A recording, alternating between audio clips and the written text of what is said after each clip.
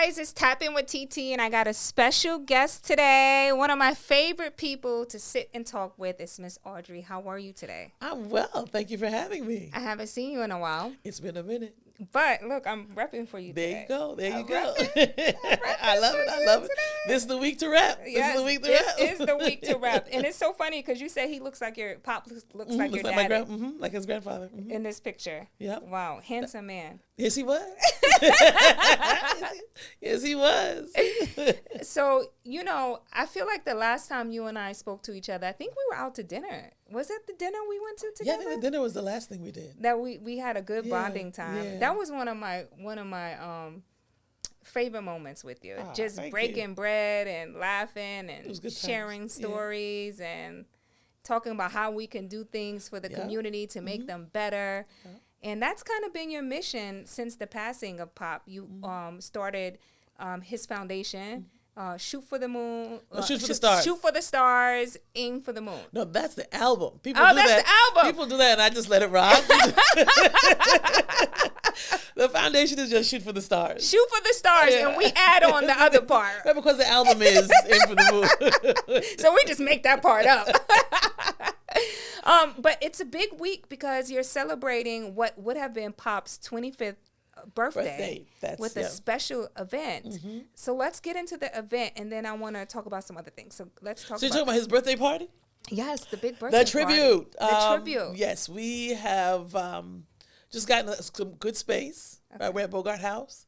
It's it's rooftop. It's outside at night. It's going to be really pretty, and we're inviting the community to come on through. We're just going to have a good time. We're going to have things available. We're going to have a museum. We're putting together a mini museum. Oh, right? Nice. So I'm trying to find pieces that I can show, but that's not tugging too much at my heart. Yeah, because I can't imagine. It's been, what, 3 years? It's four. 4 years since his passing. Yeah. And I feel like you've been hitting the ground running since all of this has happened with building a foundation, getting the album out, doing all the things that you have been doing to keep his legacy alive. And as you reflect on his legacy, I'm sure there's parts of it that just make you super proud, but also parts of it that probably, I don't know if you're still sad about, because he could have done so much more. He needed to be here for this, right? Yeah. He needed to be here for this. So what I realized, and pretty much kind of in this year, that this is how I do grief. I do. I keep moving, and I keep creating, and everything that comes to my mind, I make it happen. Yeah. So that's pretty much what I've been doing, because it keeps him alive for me. Yeah. It keeps him alive for me. Yeah. So. And it's hard because your grief is so public, right? That part, right. Yeah. So and people don't quite get it, because since they see me, I'm here talking with you, they're going to be like, but it's the way I talk about it that kind of separates it from me. Yeah. I'm not at the place where, it's been 4 years, I'm settled in. No, like, I'm at 4 years. It's really just beginning to deal with. Absolutely. Right? Really, just because, those stages, they're not sequential, but they're real. So I think I stayed in shock for a while. Yeah. Right. So I just kept moving and kept doing. But, so sometimes I say that, sometimes grief shows up as excellence. Yeah. And so I've just been keeping it moving. Yeah. I'm so proud of you, though. Thank you. I'm so proud of you because, most folks who probably have experienced what you have experienced, you're like a walking miracle, right? Because grief and losing someone so senselessly and tragically can really put someone in a dark place. And sometimes they use other things to cope, right? Like you've been doing things through keeping his memory alive through his foundation, positive things. But there's other folks who could have dealt with things differently and been, in a dark place, depression and all of these things but you're a miracle. I thank you, but I don't know. But it's how it's showing up, because I because I've got a 5 cent degree in psychology, that I think it's kind of manic behavior for me. Oh. But my manic behavior shows up as do this event, do this event, do this for the community. It's Yeah. it's just like when my therapist would say to me, "Well, are you having any trouble sleeping?" And I'm like, "No." Because for me, trouble sleeping is going to sleep, waking up, and can't go back to sleep. Yeah. It didn't occur to me that not going to sleep. Right. It's trouble sleeping. Yeah. So it's kind of how it shows up for me and then how I'm interpreting it. And I guess there's a place where I'm grateful that it shows up like that for me.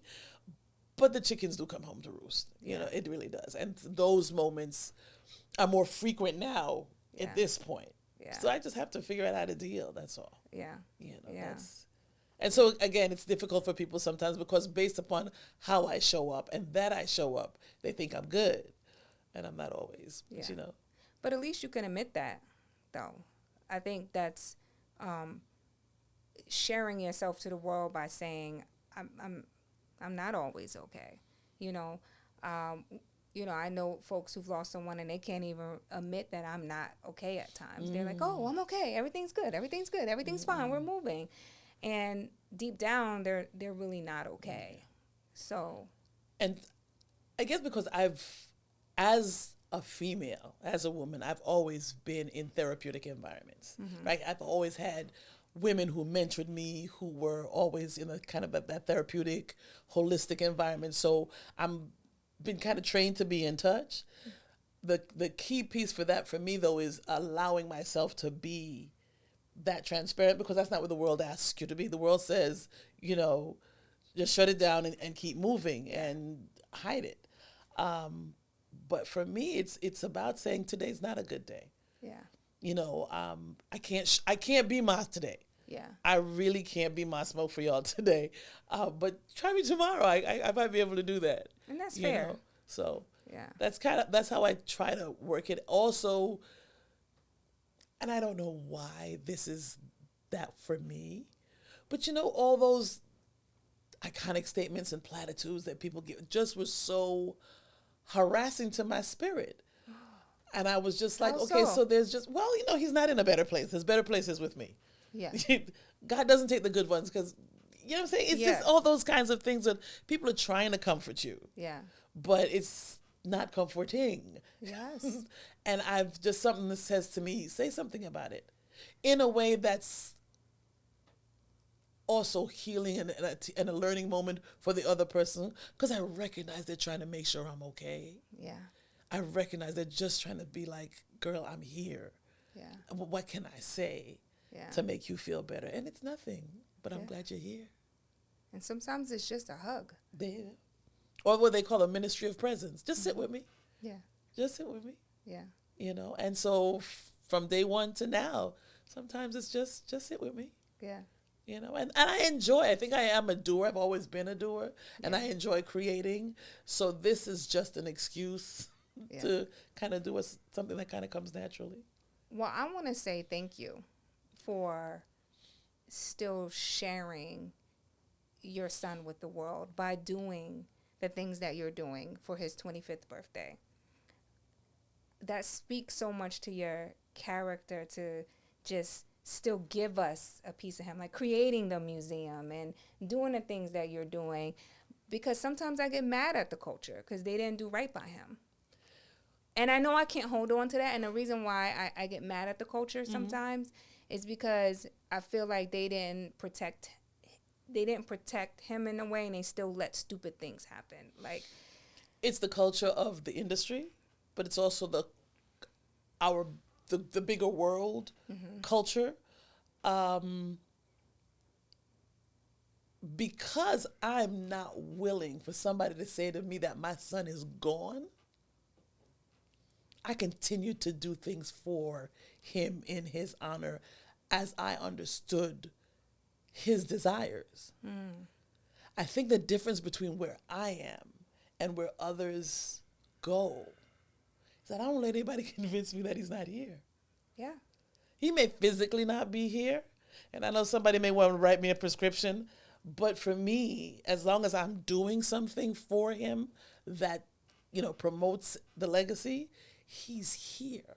Yeah. And I'm not willing to sit in the dark and let it overwhelm me, because he is here. He is here. We've been taken, culturally, we've been removed from that process and that capacity, because there are other cultures who do things, but because we're Westerners, we don't do those kinds of things.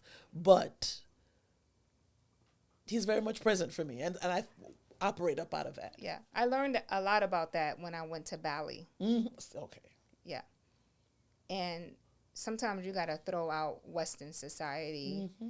I don't want to say, I don't know how to word that, but when I went to Bali, I experienced a different type of magnetic healing and understanding spirituality in a different way than I have been taught in Western society. And it's such a liberating, eye-opening experience. And sometimes it's difficult for me to talk about that with people. I'm here for it. Come on. You're in my lane now. Come on. Because they sometimes don't understand, and they look at you like, oh, you're crazy, or, what are you talking about? And it's like, no, like, it's a whole different world out there that, One of the things for me in trying to manage this is I spent time looking at how other people talked about the afterlife, death, transitioning. And there are other ways of thinking about this thing, right? But even as Christians, it's a transition. But we got to kind of get caught up in once the physical is gone, it was a body that was borrowed, right? And it's supposed to be borrowed for X amount of years, and then you transition back. And so even in Judaism, and if we're Judeo-Christian, even in Judaism, there's a way that says, okay, you've given back the body, the soul goes back into eternity. Yeah. So it's a transition, right? So it's the little things. And when I meet other mothers who've lost their children, some of the points for us becomes, I met another woman who said, I have 5 children. I have 2 sons. I will always have 2 sons. That's right. So I don't negate his existence. And I think we're taught that once they physically leave the body, that they're no longer relevant. And that's wrong. Yeah. Right? That's wrong, because even by your faith as a Christian, he left his body, but his spirit still lives on. and that's what rules, right? Yeah. So it's just applying it consciously. Yeah. But sometimes it's just, I guess it's, for me, it's a privilege or whatever it is that's just makes that work for me. But I don't think it's anti what we've been taught. It may not be what people tell to talk about in public. But it's also your level of consciousness, right? It's also your level of spirituality, I would say consciousness, what you are exposed to, what you're conscious, what you allow yourself to experience. I feel like for me, when I took that trip to Bali, I was in search of the next level of spirituality. I was in search of, I equate that trip to Moses going to the highest mountain to hear God. I went 29 hours on an airplane by myself with some yoga pants in a backpack, and my whole family thought I was crazy. You know what I'm saying? Like, what are you doing? Like, why? And why now? And by yourself? And what if they sex traffic you? Oh my and all of these things? And everybody had their opinions, but I went because I wanted to seek something higher. And so that's why I go back to say is sometimes I feel it's your level of consciousness. And we're always so inundated with information and technology and social media. And I don't know, sometimes I need to just be in silence to hear. Yeah. And allow it. Right. So for me, when I would go to where I laid his body, I would just be still and see what happened with the wind or trees or the sun or the clouds moving. Yeah. right? And just for the consistency of whatever the movement is, Yeah. right? And something tell you if it's, you know. Yeah.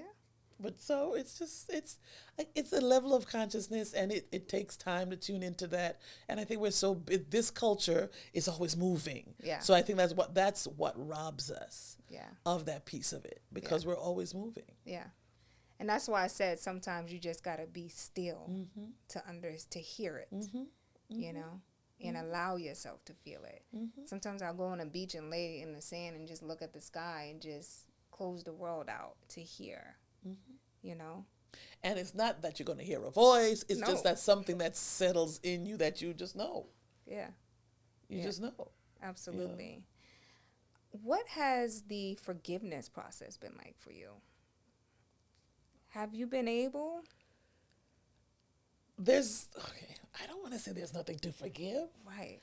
But I don't approach it that way. Yeah. How do you approach it? People ask me, and I know they're waiting for, some stuff that they can hang on to. Look, I'm not ready to go have tea with anybody and, go to anybody's house and have a meal.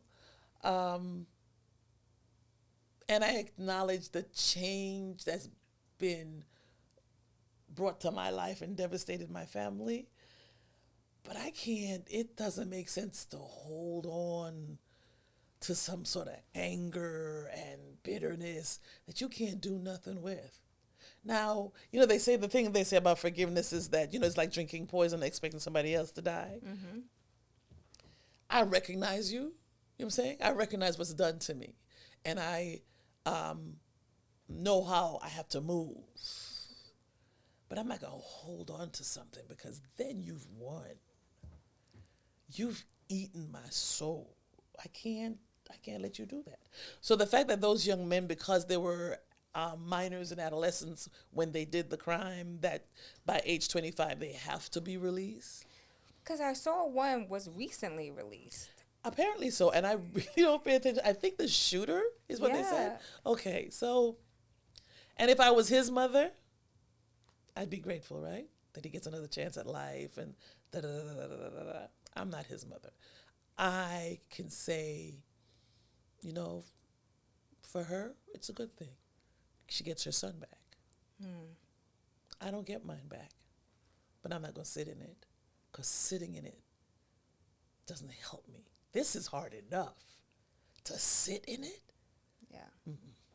That's why I have to check myself, because I get angry because I'm in media, and I get to sit and watch these interviews, and I get to see, because I know you and I know the type of woman of integrity, and we've had like our intimate moments off camera, breaking bread with each other, and it makes me so angry to see someone who was granted another chance at life do interviews and be so disrespectful and disintuned and disingenuous. It makes me so angry, and I find myself writing and like, you are scum of the earth, and then I just kind of like reel back and say, Titi, that's not the energy that you need to have. But it makes me so angry, and I often think about you and how you may feel, and if you even pay any of that any attention, or you close it all out. I'm not tuned into that. It's not so much that I'm closing it out, it's that it's just not a part of my world. So I have people who will come and say, have you heard? People will hit me up on, Ma, you okay? And I'm like, yeah, what's the matter? And I felt the way when you just said that he was being disrespectful, because I've been told that he's been interviewing and being disrespectful, and I got to let that go. Yeah. Because that'll eat me up. Yeah. I got to let that go. Yeah. Because the bottom line is, your life is over. Yeah. His life is finished. He's living. But if that's his approach to what he's done, life is done for him. And that gives me chills, because it's like we know this because we're at a level of consciousness, and we know how we're supposed to operate as humans in the bodies on earth. And when you're not operating in that space, your life is over. And although you are here and you have these arms to move and these legs to walk and these lips to yap, you have nothing. you have nothing. You have nothing. You're out of purpose. You're out of purpose. And there's nothing. Yeah. Yeah. So, 25 years old, this beautiful event you're putting together. What do you want the universe to take from that moment? For me, it has always, and in particular in this season, at this time, wanting to pull in his peers, his age group, right, to give them an opportunity to celebrate and to be a part of. Because consistently people say to me just how much he meant to them, his words, the music. I just want folks to be blessed by it, to come out and have a great time and understand that I will always do my best to make him continually be significant for you. Because my understanding of how he's touched folks, they don't want to let go of that. So part of my job is to help them hold on to that thing that gives them purpose, that gives them motivation, that keeps them moving, to always kind of keep the essence of that alive and real for them. Yeah. Right? That's why we do shake the room in February, so they can almost come in and sit in my living room or sit in my house and ask me questions, right? To kind of undo the mentality that would have somebody place a gun in someone else's hand, have that person shoot point blank, and then come out and not be regretful. Absolutely. Right? And so my job is to shape the hearts and minds of those who are left behind who want to be different. Because that's kind of who he is and was. That's what he was about. Just kind of making a difference and making sure people were good. And so my job is to keep that going, to make sure people are good, the people that he cared about. Yeah, because it was important to him. I remember one of our last interviews. I think I shared this with you. My last interview with him, he came in with everybody from Brooklyn. He had everybody in the studio rapping. Like, everybody got a chance to get on the mic. He wanted to make sure everybody got their moment. Yeah. And I appreciate that last moment. You know, I appreciate that moment I had with him. So for you to say that, it's full circle, because that's what he wanted.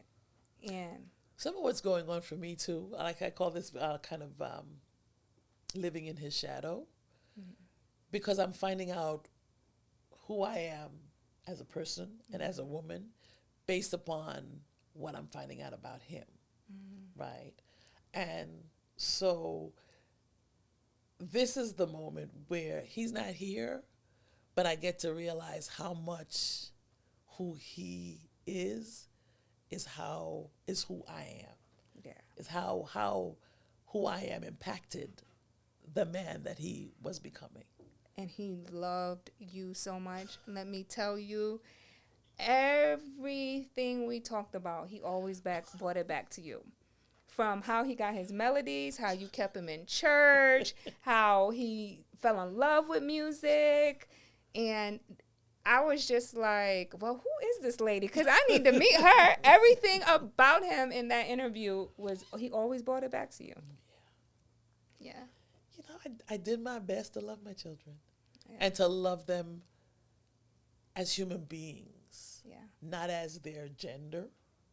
You know what I'm saying? I mean, yeah, you got to raise men, but I just needed them to be solid and grounded. Yeah. And I did my best to just kind of focus on that. You know, the not raising the voice, the not hitting, the use your words, all the stuff that folk tell you as a black mother. So what's wrong with you? Yeah. And it worked out. Yeah. It worked out. Yeah. I love the story how he would. I think he was on the dance team, right? Which one of the stories are you referring to? Well, okay, he's a Baptist kid, right? Yeah. So all Baptist children, maybe not so much. The girls are in the choir, Yeah. right? But the boys learn how to play the drum. They learn how to play the piano and a little bit of guitar, you know. Right. And because we were at what I call a performing arts church, Yeah. they got a lot of theater. Absolutely. You know, they got a lot of theater and they got a lot of dance because they were people in the congregation who were professionals. And so when events and things needed to be done, you were being trained by a professional, people who had been on Broadway, people who had made their living or were making their living in these industries, and they just came in to share. So, yeah, there was exposure. Yeah. There was exposure. Yeah. And I always say, you want to find talent, go to a black church. Honey. Any black church in America, you're going to find some talent. Can sing you under the table, dance you under the table, talk you out. Just, yes. We don't all make it to Broadway, but, you know, Sunday morning is a thing. Exactly. Exactly. And Easter Sunday, too. You gonna break out the flyest gear Easter Sunday. My mom ain't had no money for new shoes, but Easter Sunday, we was getting a new pair of shoes, no matter what. Had the big ribbons in the hair. There you go. Easter Sunday, we was fresh to death. Absolutely. So for the event that you're putting together, is it free for the public? No, tickets are kind of general admissions, $25 for, you know, the age, and then it's $125 for VIP. And when the VIP level, the food is a little bit different. You get access to the museum. We're gonna have DJs on different levels. You know, that's nice. We're doing it. That's huge. I love that. There's a blessing, you know. Just people have just been. Even though it's been kind of quiet on the, you know, there are people who've just kind of showed up for me. Yeah. And, you know, so they're helping me to make sure this thing happens. Well, you know, anything I can do, you know, I'm always there. Well, so let me get back to this now, because, you know, we tried to honor y'all in February, and we did. Yeah. But we weren't able to, because what we wanted to do was come to the studio and have do one of those moments. Yeah. But because they had so many rules in the building. I remember that. We couldn't Now get we don't in. even have a studio. Look at God. We should have just had that there. Now you done took our studio away. No, I'm just teasing. So, but, you know, but I still have it. So, you know, Yeah. we could, I intended to walk with it today, but I forgot. Yeah. But you've always, because even the year that you couldn't come, you sent you were there through video, and you introduced the person that we wanted you to introduce. So you've always been there for us, and we appreciate that. And I always will be. And I appreciate always will be. I am one of those people who he touched my heart from the first day I met him. He touched my heart. So I will always be there for you anytime you need me. If it's in my wheelhouse to try to make it happen, you know I will try to make it happen. Absolutely. Let's talk a little bit more about the foundation. So this is our season. We're getting into merch, but it's shootforthestars.org is the website, right? Okay. And this, for lack of a better term, this for us is Holy Week. Okay. Because this is his birthday week. And we start out on today, Tuesday. We have the gala. It's our second year. We dropped his fashion line in Spain last week. Oh. So our New York debut is tonight. Nice. For his fashion line. So that's tonight at the TWA Hotel at JFK. I love that. And then we have a sponsorship dinner for all the people who've helped us and make sure it happens and kind of held us down through the year. We have a sponsorship dinner for them on Wednesday. Thursday, we are at a school, again, just kind of doing the work with young people. And we always have a youth summit, because that's kind of been my thing, Yeah. right? Just kind of giving young people a space that they can talk about what they want to talk about. Ideally, I want to get to the point where I have young people that I can have them design and conduct their workshops. I should have done that. And then, of course, Pop Smoke Day. Yeah. We're in the park, you know. We're back in the park. We're in the park. It's, you know, family, food, fun, music, basketball. And so we usually have a really wonderful time. And then this year, on that day, we're going to leave the park, rush home, take a little nap, Okay. get a shower. And then, you know, at 9:30, we're going to be at Bogart House. Wow. You know, $25 gets you in, $125 gets you special treatment. But come on out. Just come on out and just celebrate with us. Yeah. Just celebrate with us. I love that. That's going to be a beautiful. I hope so. I Yeah, hope so. it's going to be a week of I love it. Holy Week. Pop Smoke Holy Week. I love that. We dubbing that. The idea is that everybody should know that third week in July, all roads lead to Canarsie. Canarsie, I just left Brooklyn, okay? So get there, Canarsie shutting it down. That's going to be amazing. His fashion line is called Tribute. Okay. Right, so we've got some nice. We'll have things available to purchase. You know, so we'll have some merch. We'll have some merch. We'll have some merch. Okay, you all know, right. But we're really trying to do a thing. Any music in the can you're gonna release for our selfish music lovers? I'm trying. I really am. I just got to stay a little bit more focused. But there's some things. I think there is something. Okay. Thank you for that. I'll go back and make a phone call. Okay. Because it would be great to drop a 25 Pop Smoke vibe, the year 25. Okay, I got a few days. Right, today's Tuesday. Okay, but I'm saying you got the whole year. He's turning 25. So the year. We got the whole year to play with 25. You know what I'm saying? All right. I'm sure he got some stuff still in the can. Because he never stopped making music. He loved that studio. That's what I heard. Yeah. That he just kind of stayed in there. Yeah. So I know he has some stuff in the can. Absolutely. Well, you know, I love you so much. Anytime you want to come back, my platform is your platform, and anything I can do to help push and continue to push Pop Smoke's legacy and what you're doing with the foundation, I am always here. I thank you. I appreciate you so much. Just thank you. Thank you. Anything else you want to leave with the people, or? That's pretty much it. You know, this is the week. Go to the website. Click in to volunteer. Sometimes if you'd like to. Yeah. We're there. And again, tickets are online. Just come through. All right. Thank you, everybody. My favorite lady on the planet. It's Pop Smoke's mom. Are you okay with people saying Pop Smoke's mom, right? Yeah, I'm everybody's mom. I'm everybody's mom. I love that. I don't know which is I'm either ma or auntie. Right, so that's fine. Ma or auntie. All right, we love you, everybody. It's Tap In with TT. Thank you guys so much for tuning in.